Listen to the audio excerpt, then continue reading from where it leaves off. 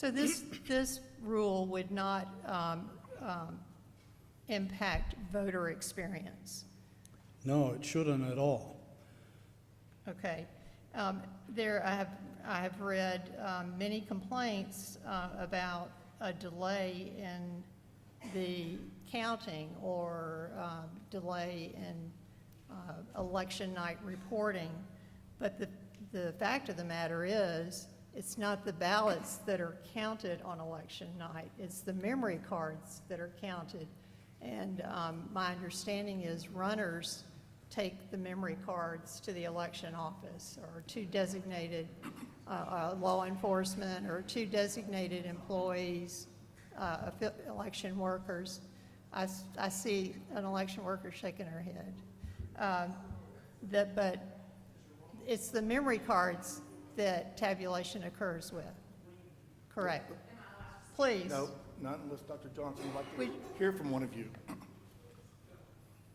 Please. Sure. Press your button so I can. All right. So thank you for hearing from me. Rebecca Anglin from Greene County. So this varies county by county. What my county does is not what a neighboring county does. Many counties do not have the ability to run the memory card or have these runners that you speak of or have sheriff's deputies. What I do in my county is not what my neighboring county does. They do not have the resources to do that. So to say that it would not cause delays on election night is not true or accurate. It will cause delays for certain counties. Now my county does it one way and we will get our results in.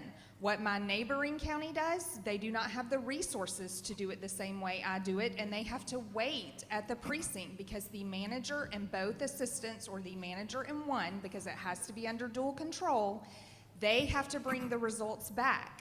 So you're waiting until everything has been counted. They have to keep those ballots with them and that memory card with them. That would break chain of custody if they did opposite of that. So if they do not stay together, fill out their chain of custody, have that memory card, have those ballots with them, and drive it back to precinct, you are waiting until all of this has been done election night before it gets back to that office. And you're talking about counties with multiple precincts. We're not talking about a small county. I'm in a small county. We're talking about counties with larger capacities and many precincts. If they're not implementing something like what I do at my county, you're talking about 12, 15, 20, 30 precincts that you are waiting on. It will definitely delay results on election night. I'm gonna have to get a bigger gavel.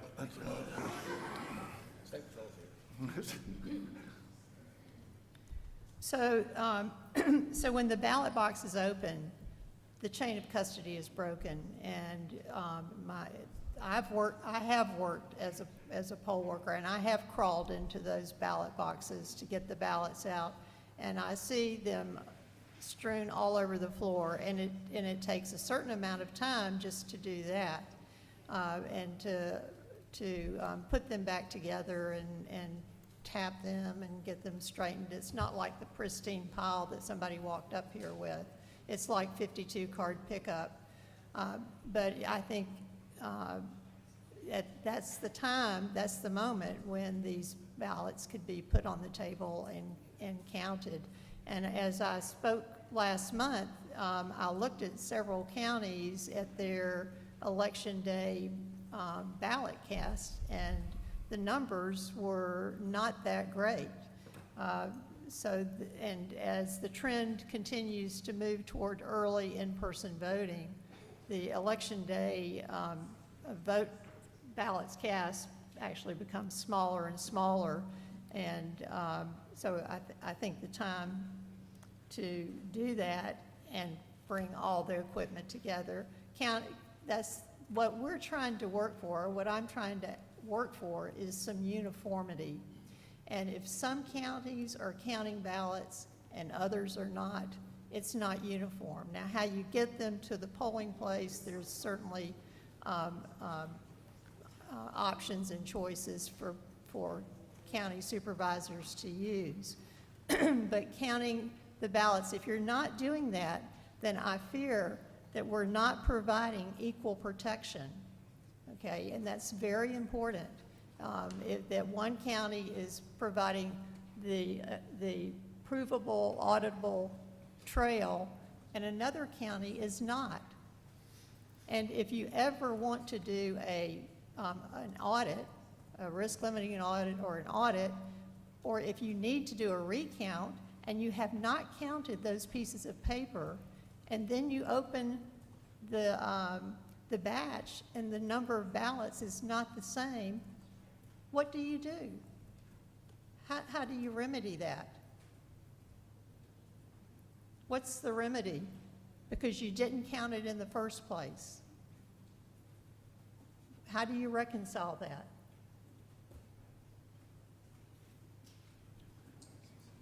So there is a reason to have a cross-check, a double check.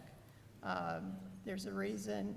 The ballots are being touched. I've heard complaints that, oh my gosh, so many hands touching the ballots. Well, I'll tell you what, their hands are touching the ballots, because I've been there at the end of early voting and at the end of election night, and the ballots, you're dragging them out of that box, and they're all over the floor, and there are a lot of hands touching them, but that's not bad.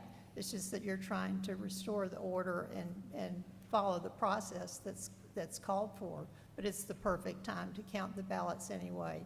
And it's better to do it in the beginning than try to do it at the end when you don't have a remedy for a miscount. And yeah, you might get it wrong the first time. You counted 49 instead of 50.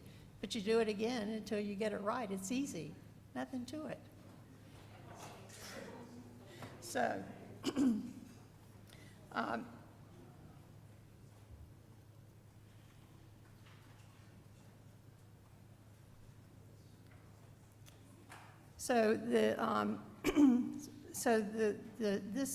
this petition, for a rule, does not affect the voter experience. It does affect the election workers, and I appreciate the young man that said that he does count, but that means that if somebody else is not counting, we're not treating the election the same. We're not uniform in how we conduct the election, and we are tasked to make sure that there's uniformity in all of the counties.